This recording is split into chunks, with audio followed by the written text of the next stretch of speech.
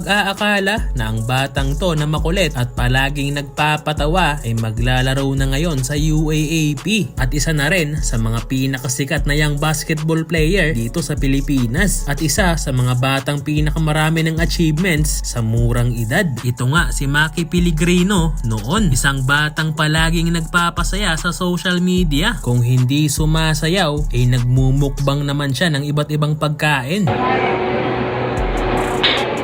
Lamig kaya.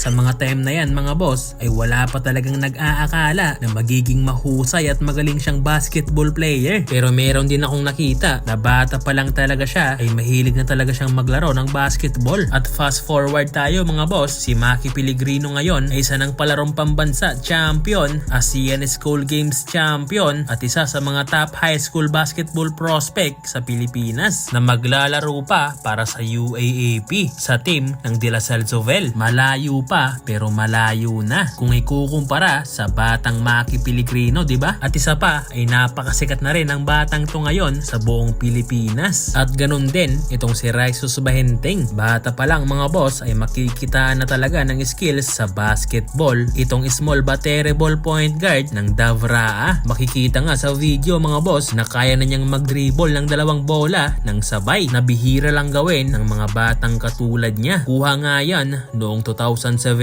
at katulad ni Maki Pellegrino mga boss ay marami na ring achievements itong si Raisus Bahenteng at hindi natin may ikakaila na napakalaking tulong talaga ang naibibigay ng batang to para sa team ng Davraa. Kabilang na nga dyan ang kanyang playmaking, court vision at passing skills na nagpapahirap sa depensa ng kalaban. At maglalaro na rin ngayon si Raisus sa paparating na UAAP season. Siya nga pala sa mga hindi nakakaalam, magsisimula ang opening ng UAAP sa September 12. Kaya abangan na lang natin mga boss ang kanilang mga laban sa ligang yan. Para sa mga naghihintay, meron din akong nakitang mga old photo ni Rene Batterbonia. Isa na nga to kung saan nagpapakute pa si Mr. MVP at marami pang iba tulad ng mga to.